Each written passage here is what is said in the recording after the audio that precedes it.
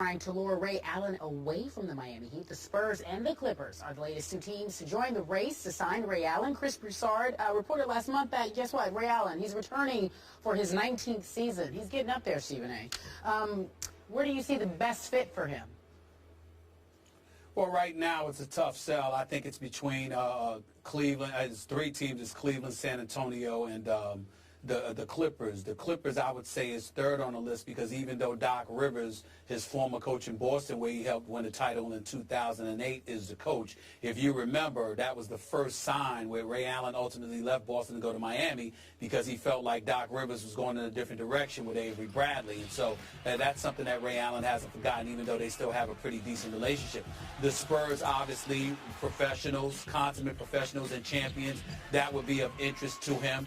But at the same time, the Ray Allen that I've known for a decade, he's tired of those training camps, Skip. He doesn't want to find himself in a situation where he's got to go through training camp and all that stuff. He's 39 years of age. He's approaching 40. He's tried and tested and proven, and he's not trying to, he takes care of himself and he's in shape, but he's not trying to wear himself down any more than necessary. And I think the ideal scenario for him would be Cleveland because of his relationship with LeBron and how much they would need him, because he wants to play, but he doesn't want to be ran into the ground either. So even though Popovich is exceptional at saving his players, and that's something that Ray Allen is cognizant of, which makes San Antonio very attractive for him, in the end, I would say Cleveland and then San Antonio rather than it being the other way around because of his relationship with LeBron. But that's just a guesstimate right now because he doesn't know. Which team would give him the best chance to win a ring next year? Next year. Go out with the ring. Thank you. San Antonio. Which is why he belongs, Ray Allen, in San Antonio.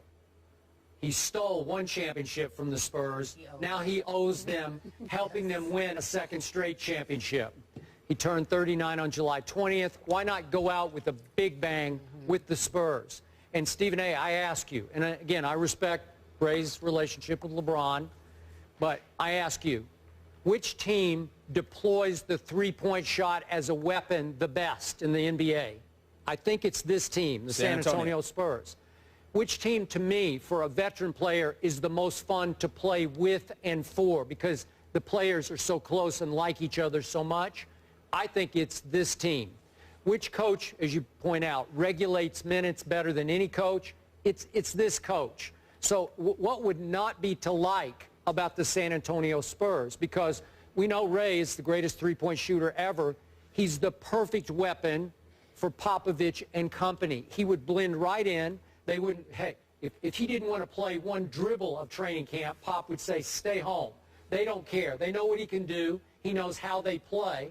And just me, in watching Ray through last year's playoffs, I saw no signs, not a single sign of a player who needed to think about retiring. I thought he played hard. He played at a high level. And I was shocked when I looked it up. He averaged 31 minutes a game through the 5 NBA Finals games. So he wasn't playing low minutes for the Heat. He was playing up into the 30s. Well, so what's the problem here?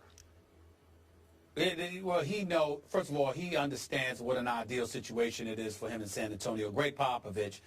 He has such profound respect from the players because, you know what, he saves their bodies and he protects them from themselves. And that really resonates league-wide with a lot of players, particularly aging veterans, because they realize how important that is. So that definitely gives Pop and the San Antonio Spurs an upper hand. I just don't know if it gives them more of an upper hand than his relationship with LeBron and what they're trying to do in Cleveland. Because make no mistake, LeBron James is not just a player. LeBron James is practically the GM and the president. You got some member, at least one member of this crew that's a member of that front office. And Randy, do not underestimate for 1 second the impact that LeBron James has. And plus, they're coming from Miami. Pat Riley and the Miami Heat are going to be ready. They're going to be ready to go. All of that stuff is true.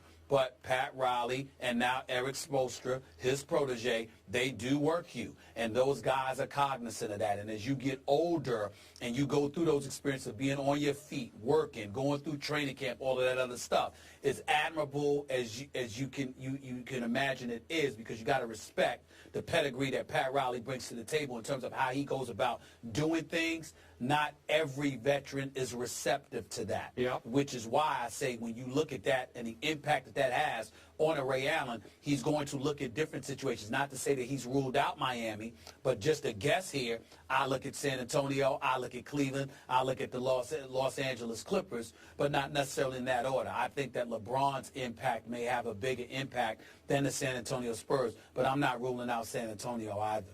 Okay, so bottom line, gut feeling, number one, you think he will play one more year, or at least one more. Mm-hmm. And number two, you're a gut feeling. Yeah, you're giving the edge to Cleveland over San Antonio. Yeah, for right now, and I don't think he should even consider retiring because I think Ray Allen's got a legitimate 2-3 years left in him. All right. Well, at an EXO game in Connecticut, he said that he didn't want to rush to judgment and he would wait until September to see how he really feels.